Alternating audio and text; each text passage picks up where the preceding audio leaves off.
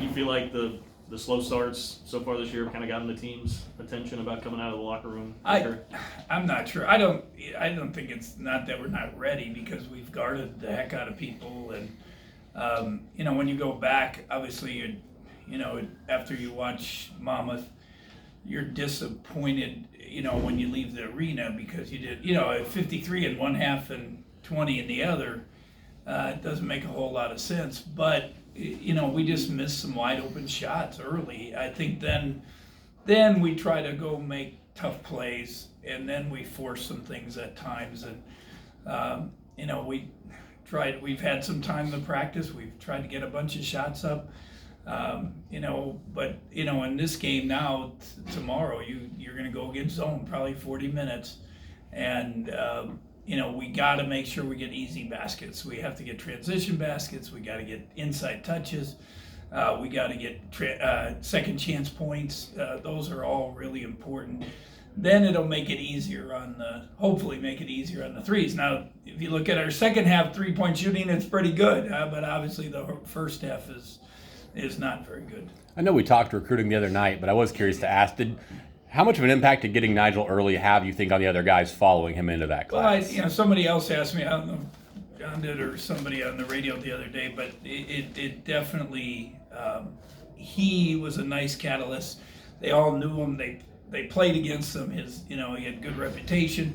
And then he jumped on board with the recruiting process, and they all FaceTime each other. Well, not FaceTime, but they get connected with each other, and so I think there's no doubt he helped with the situation. And then once Luke committed, then both of those tag team Davion, and then Selton got involved in the whole mess, and so it was good. Has Sean's status changed going into this game? I think he'll play soon. So, we'll see. How tough would it be whenever that happens for him to get back into the rhythm of playing games when everyone else it's tough, has been? but again, he put himself in this predicament, and but we've had guys get hurt and have to do it too. And he has practice every day, and he's part of scrimmages, inter squad scrimmages, things like that. So it's just now it's just.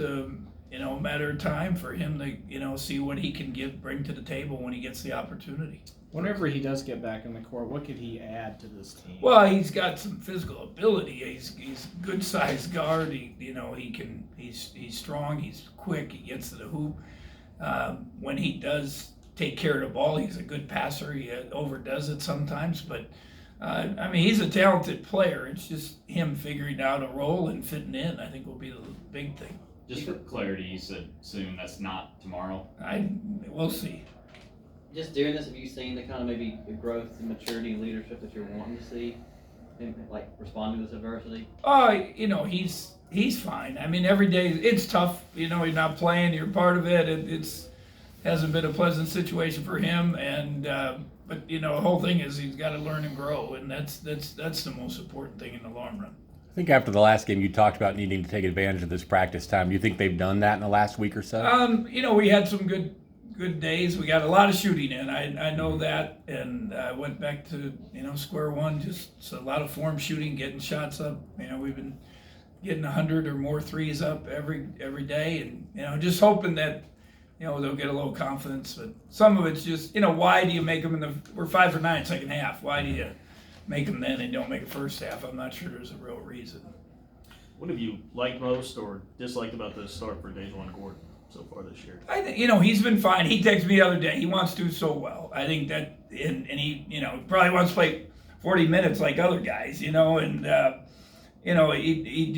he's got to relax. He's done well. I think he's done really well for a freshman. I think all three of them have.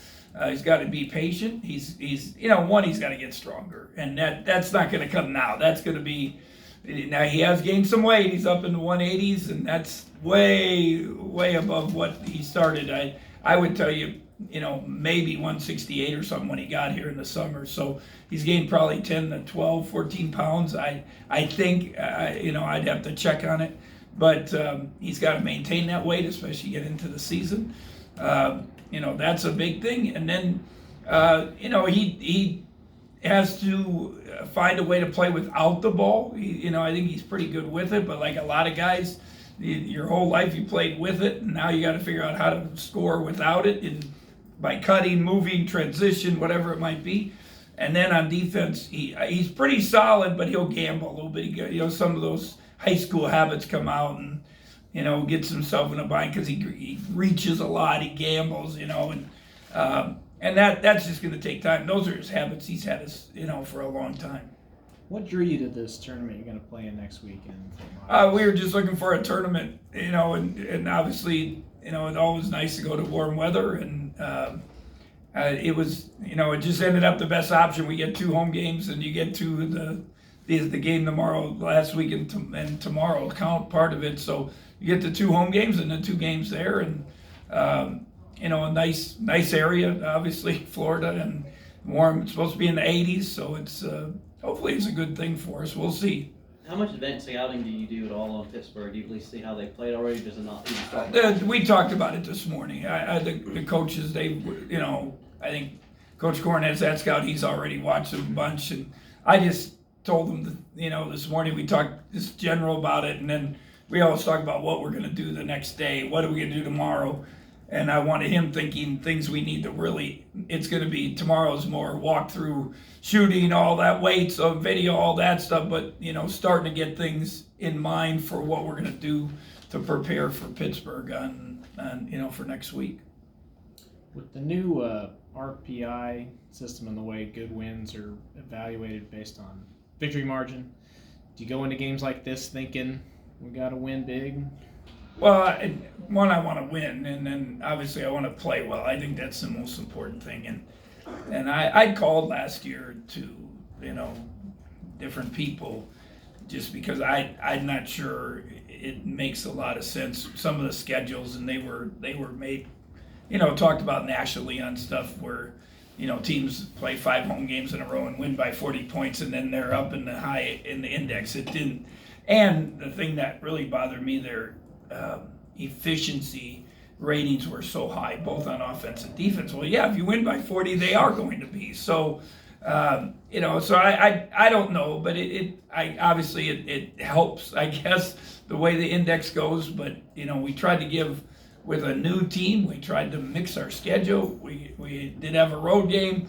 Next week we got neutral games. Then you got Marquette. Then you got another neutral game against Mississippi State. Just a variety of games to hopefully help prepare our guys and make them ready, but give us enough, whatever it is, points or whatever, enough, a tough enough schedule that we can, if we win our games and do what we're supposed to, then you have a chance to get in the tournament in the long run. Do you think that kind of emphasis on the margin of victory, does it also maybe lead to potentially teams run up the score? Yeah, I think I'm not sure it's a good thing in the long run.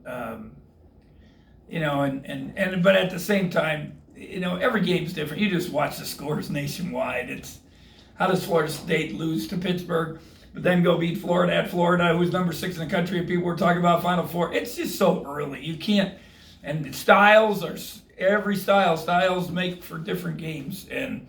You play one way, you play a team that you don't practice against zone or whatever it might be, or going under ball screens, whatever, and it makes a difference. And home and away makes a big difference, especially early. You've experimented, with a couple different starting lineups. Is David a guy that you could see getting in there eventually, or is he better suited coming? I think if he plays well, and then that gives you, we talked. I think I mentioned last week to have him with Cardi and Xavier. It gives you. A different look, there's no doubt. We'll just have to see how it all evolves. I just want him to play well and be consistent. Is there anything Pine Bluff does from a schematic or style zone. perspective? I mean, it's going to be zone, and it's Baylor's zone. It's good for us. I hope tomorrow I'm saying that at 9:00, but we got to deal with it. Teams they are aggressive, they are long, they're tall, and they're active in their zone, and it's not going to be easy. Now, hopefully we can guard them, get some transition. That's why I said we got to steal some easy baskets. this is going back to the recruiting class, but what in an ideal world with Selton Miguel's skill set would be his ideal position at the? He's probably more in the swing man. He gives you that wing. You know, he is strong. He's guard. I think that was my biggest thing that we need to replace Xavier in the long run. More of that physical. I love Dejuan. I think he's really good. You know, but he's never going to be a strong guy that, you know, I think he's going to be long, athletic West, that kind of guy. And, you know, we just felt we needed that another explosive, hopefully physical presence. You know, when people talk about Xavier, what do you say? Elite athlete, elite physical presence. And that's what hopefully we'll get in the long run. He's still got to lift weights and do all that stuff, but it looks like his body has that. Now, I mentioned last week, he makes threes. He also is he's playing point a lot for his prep school team, and he makes some good passes. There's no doubt about it. Is it exciting to have a true back to the basket 5 coming in with Davion? Yeah, it's different. We haven't, you had DJ and Thomas Gibson, but they were undersized guys that could score around the hoop. This will be a first time, and it'll be different. There's no doubt. I kind of joked it's the old Al McGuire aircraft carrier. You know, he's a big body dude underneath that can make some plays.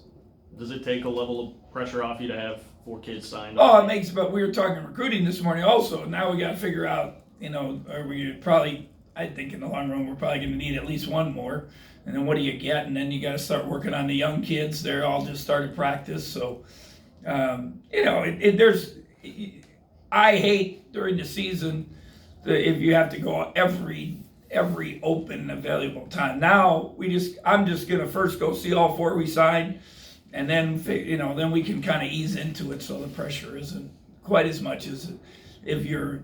I told our guys a couple of years ago we had to sign 3 late, and I didn't know if I had it in me after that. I'll be honest. It's hard. I mean, it takes a toll, especially after the season.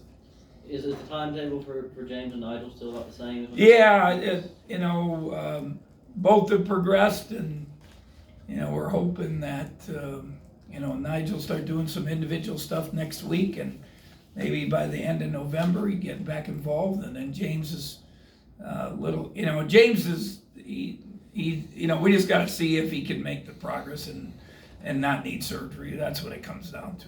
And he's using rest and the boot and all that stuff. And then if it responds well, then maybe he'll get back. If not, then we have to look for another alternative.